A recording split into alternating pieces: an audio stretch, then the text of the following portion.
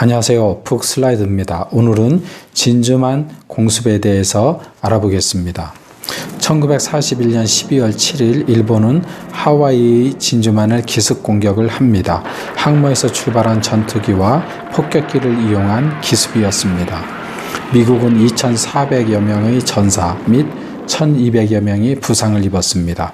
그리고 전함 4척, 부사람 1척, 표적함 1척, 경순양함 3척, 구축함 3척, 수상기 모함 1척, 그리고 공작함 1척이 격침되었습니다. 공격받고 파괴되어 수리 후에 복귀까지 한 함정을 계산한다면 이보다 훨씬 더 큰 피해였습니다. 항공기도 약 300대 정도 파괴되었습니다. 피해의 정확한 통계는 기록마다 조금씩 차이가 있습니다. 일본은 함상 공격기 5대, 함상 폭격기 15대, 그리고 제로센 전투기 9대가 파괴되었습니다. 총 29대로 미국에 비하면 미미한 손실이었죠. 이것이 바로 기습의 이점이라고 할 수 있습니다. 기습 당시 두 나라의 경제 규모로 보면 12배 이상의 차이가 났습니다. 국력이 열세인 일본이 왜 기습을 했을까요? 정말로 당시에도 최강인 미군과 맞짱을 떠서 승리를 할 수 있다는 확신이 있었을까요? 그 진주만 공격 전에 어떤 일이 벌어졌는지 알아보겠습니다. 1894년의 청일전쟁에서 일본이 승리합니다. 10년 후 1904년에는 러시아에게까지 승리를 거둡니다. 두 전쟁에서 승리를 했다는 것은 일본인들이 자신감을 가지기에 충분했습니다. 하지만 경제 규모가 12배 이상 차이가 났다고 했는데 그에 더하여 여러 개별 지표를 보면 확연히 차이가 났습니다. 그 중에서도 가장 문제가 되는 것이 바로 석유였죠. 석유 비축량은 개전 당시에 무려 700배 차이가 났습니다. 일본에게는 석유 수급이 문제였습니다. 그래서 남방작전으로 네덜란드령 동인도의 유전지대를 확보하기를 원했습니다. 그런 미일 관계가 직접적으로 틀어진 계기는 무엇일까요? 일본의 프랑스령 인도차이나 침략이 발단이 됩니다. 1940년 9월부터 시작해 이듬해 41년 7월까지 북부에서 시작하여 남부의 인도차이나까지 점령을 하게 됩니다. 그러자 1941년 8월 1일에 미국은 일본에 대한 석유 금수 조치를 하게 됩니다. 이것이 단초가 되어 피 같은 석유를 통제하기 시작하는 것이죠. 이에 일본은 1941년 9월의 어전회의에서 원자재 획득 등의 자유 등을 교섭키로 합니다.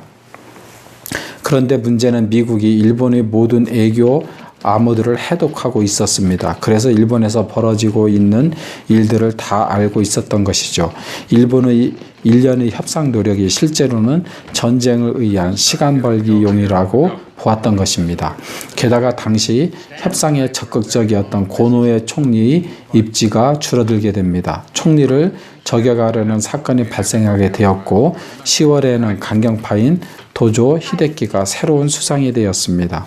11월 26일에는 미국 국무장관 헐의 애교문서 일명 헐 노트가 일본에 전달됩니다. 내용은 중국 및 인도차이나 반도로부터 일본군이 즉각적인 완전 철수 등을 요구했습니다. 일본에게는 이것은 도저히 받아들일 수 없는 내용이었습니다.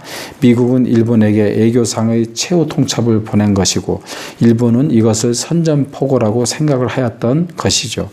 드디어 12월 1일 어전회의에서 도조 수상이 전쟁 불가피를 주장하여 개전을 결의합니다. 처음부터 사실은 미일 양국 서로가 아시아의 평화를 원했습니다. 그러나 미국은 일본이 아시아 지역에서 군사활동의 중지를 원했고요. 일본은 아시아에서는 누구도 간섭하지 마라는 대동아 공영의 평화를 원했습니다. 합의는 애초에 불가능했던 것이죠. 이제 전쟁은 필연이었습니다. 하지만 언제 어디에서 터지느냐의 문제가 있었습니다. 필리핀이라고도 했고 미드웨이일지도 모른다고 생각을 하였죠. 왜냐하면 진주만은 3,000 해리가 떨어져 있었으며 미군 6만 명과 항공기 400여 대, 항모 3척 등 상당한 전력이 주둔해 있었습니다. 그러기에 역설적으로 일본이 이곳을 치려한 것이죠. 그래야 남방작전을 안심하고 할 수 있다고 본 것입니다. 전쟁의 종말이 뻔한 진주만 기습은 이래서 역사의 한 페이지를 장식하게 됩니다. 지금까지는 당시 국제 정세적인 측면에서 알아보았고 다음에는 일본의 군사준비 측면에서 알아보겠습니다. 내용이 유익하다면 좋아요와 구독을 눌러주세요. 감사합니다.